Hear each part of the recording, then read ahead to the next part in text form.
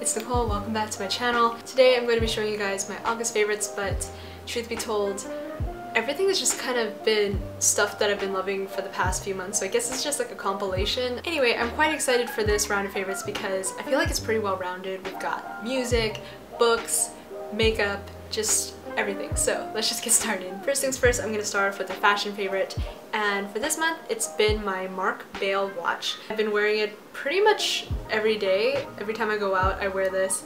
It's been attached to my wrist and I feel like this is, for me, the perfect watch. I've said multiple times that I don't really wear jewelry. I think it's a bit too high maintenance, but you know, a watch is very fuss-free. It's kind of like a functional bracelet, if you will. Speaking of bracelet, I also got sent this silver bracelet. It has a knot in the middle, which I think is so cute. And it's really minimal, so it goes with everything.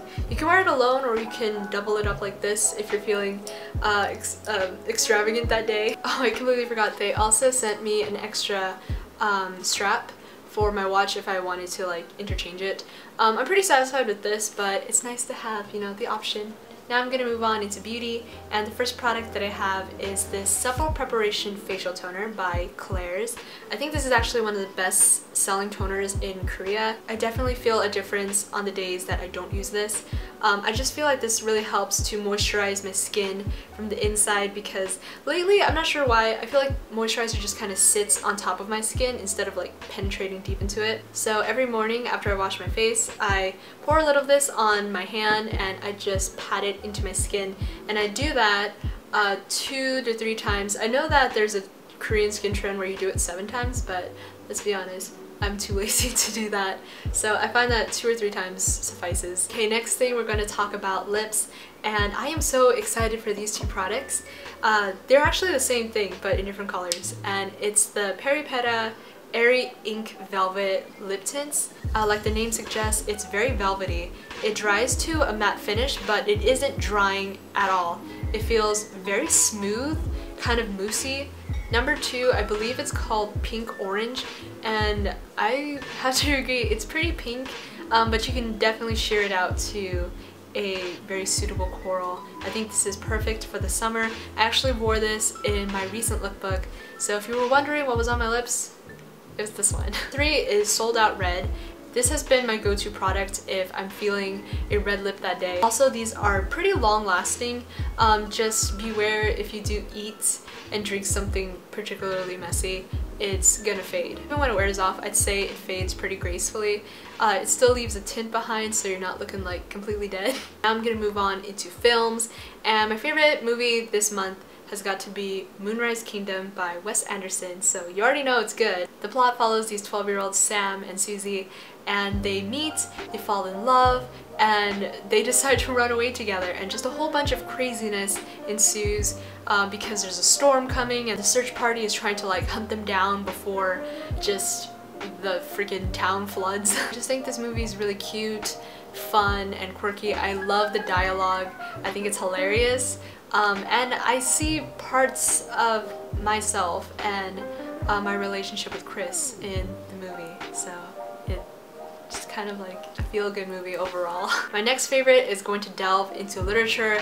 I've never done this before. This is pretty exciting for me. It's Flowers for Algernon by Daniel Keyes, and I remember reading this, I think when I was in middle school. I just did not appreciate it at the time, so I figured it was finally time to just go back and read it, and I'm so glad I did. The plot follows this man named Charlie Gordon, and he is intellectually disabled. He is a candidate for this experiment that is supposed to triple his IQ. The entire story is told through a series of progress reports, so you can see how he develops intellectually as the plot goes on. You can kind of just get into his head and see how his thoughts change as his IQ grows.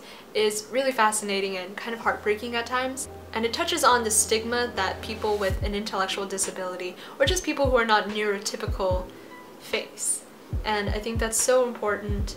It's a subject really close to my heart, if you couldn't tell by how emotional I'm getting.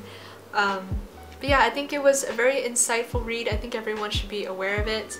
So I'll leave the PDF down below if you're interested. It's really short. I read it in like an hour and a half, so yeah. Moving on to things that are more lighthearted, my music favorite for this month is Han, and I've seen this artist float around the related section but I've never actually like clicked on it. I remember the first song that I heard from them was Good Together, and that's because Chris was singing it to me on the phone. Admittedly, I'm partially biased because it just holds a lot of sentimental value to me, but in any case, it's a fantastic song, it's upbeat, and it just really gets you going, if you know what I mean. Okay guys, I hope you enjoyed my favorites. I feel like I was all over the place. I'm trying to put up as many videos as I can before I head back to school at the end of this month. Anyway guys, thank you so much for watching. If you have any more requests, anything you want to see at all, just please let me know and I'll try to get to it eventually. Yeah, I hope you guys have a wonderful day and I'll see you guys next time. Bye!